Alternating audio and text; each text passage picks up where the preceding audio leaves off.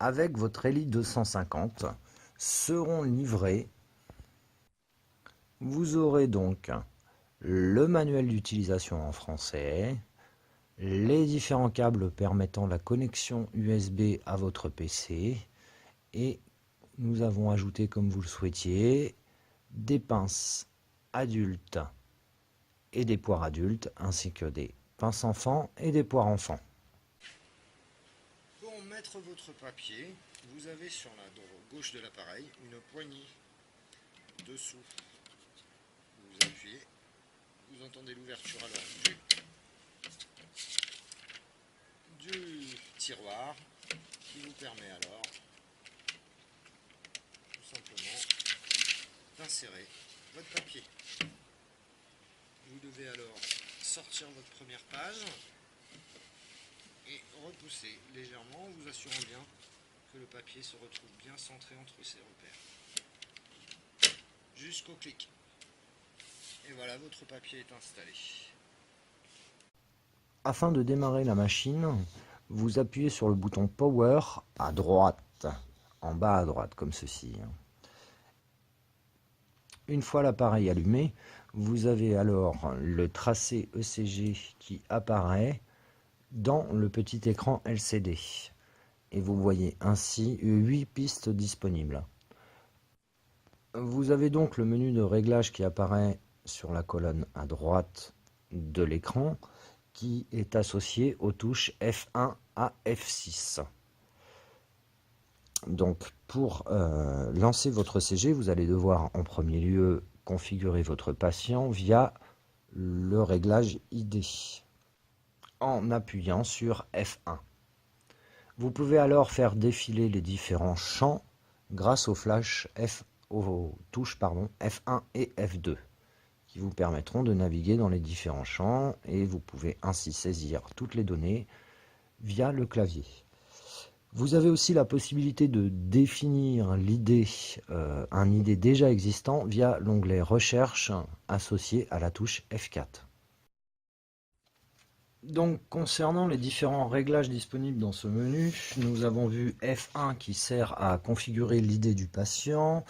Vous avez aussi en F2 le changement de dérivation qui s'affiche sur le LCD. Vous pouvez ainsi afficher 8 dérivations, 6 ou 3 en choisissant quelle dérivation vous voulez voir.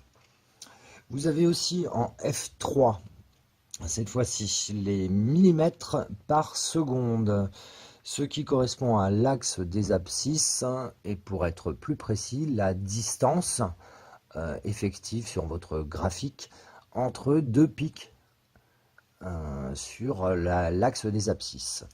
Vous avez aussi en F4 cette fois-ci les millimètres par millivolt qui correspondent à l'ordonnée cette fois-ci et donc à la hauteur du pic sur votre graphique.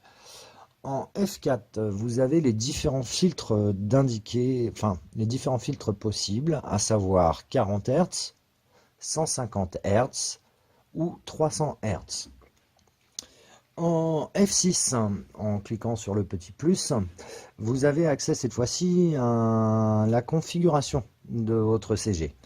Donc vous pouvez tout simplement accéder à ces différents menus via les touches numérotées du clavier de 1 à 0.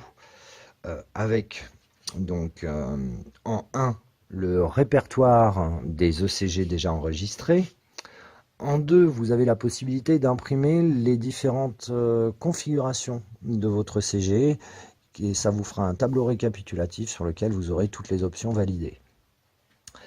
Donc dans ce menu configuration, vous avez donc en 1 le répertoire, en 2 donc comme je disais l'impression de la configuration, en 3 le réglage de la date et de l'heure, en 4 réception ECG GSM, donc c'est-à-dire que c'est pour recevoir un ECG via le GSM, ce qui reste une option.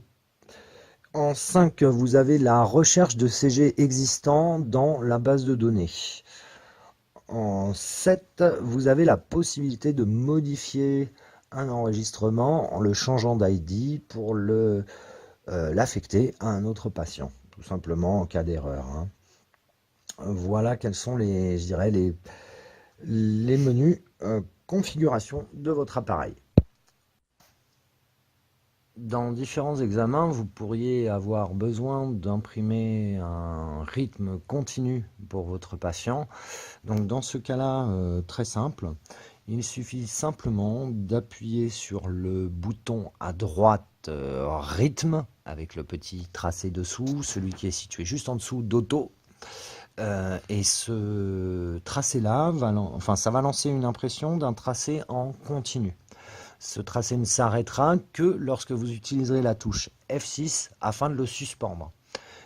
Touche F6 que vous pouvez à nouveau appuyer pour reprendre une nouvelle fois la suite. Mais si vous souhaitez donc arrêter définitivement cet enregistrement, vous appuyez tout simplement F6 suivi de stop. Voilà, ce qui permet d'avoir une impression continue du rythme de votre patient. Une fois stop appuyé, vous avez donc accès au nouveau menu, principal via les touches F1 et F6.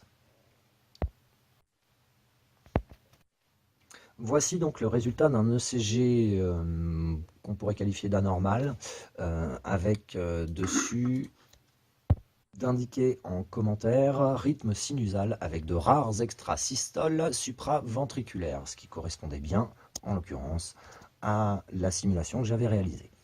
Donc on voit bien que le compte-rendu d'analyse s'imprime bien sur la partie haute de votre tracé.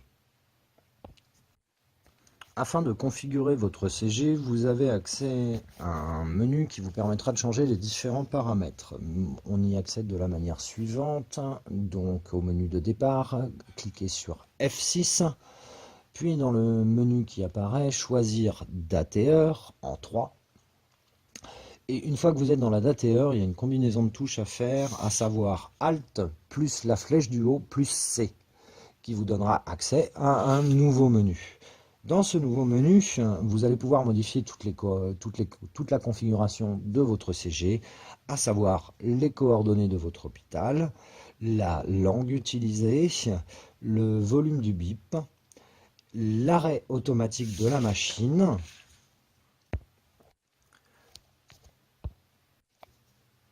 avec votre ELI 250, vous avez une possibilité d'exporter les tracés CG en PDF, tout simplement vers un ordinateur.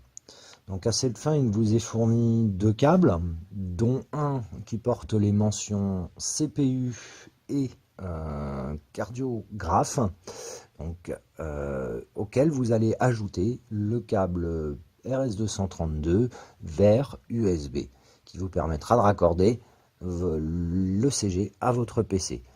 Une fois que c'est fait, nous vous fournirons le logiciel qui sera installé simplement sur votre PC. Une fois l'installation du logiciel effectuée, vous avez à nouveau accès à un petit panneau de configuration dans lequel vous pourrez indiquer en face de la ligne PDF le lieu sur votre ordinateur où vous souhaitez stocker ces différents fichiers. Et il faut bien faire attention à cocher utilisation connexion directe via PORTCOM et indiquer le numéro du PORTCOM attribué par votre ordinateur à ce câble que vous pourrez retrouver dans le gestionnaire de périphériques. Une fois toute cette configuration faite, vous validez sur l'ordinateur. Vous avez l'icône en bas à droite qui va apparaître vous indiquant que le logiciel est prêt à faire. Donc pour préparer l'export de votre CG, vous allez tout simplement cliquer sur la flèche à droite sur les 4 boutons, celle qui est située juste sous le rythme, et ça vous donnera accès à la liste des ECG. Là, vous choisissez l'ECG que vous voulez en le mettant en surbrillance et vous allez appuyer sur le bouton F3 qui va vous indiquer trans comme transmission. Vous avez alors un décompte qui apparaît vous indiquant le nombre de bits transmis, ce nombre de bits correspondant au volume du fichier. Vous avez par contre, petite signalisation, vous avez un message d'erreur. Cependant, ce message d'erreur est sans conséquence, puisqu'effectivement, nous avons bien sur le PC, à l'endroit défini dans le logiciel, on va retrouver le PDF, tout simplement, avec le tracé ECG. Et comme c'est un PDF, un format classique, vous pouvez l'envoyer via email, via n'importe quel média et le stocker sur un ordinateur pour éventuellement le réimprimer sur une page blanche, tout simplement.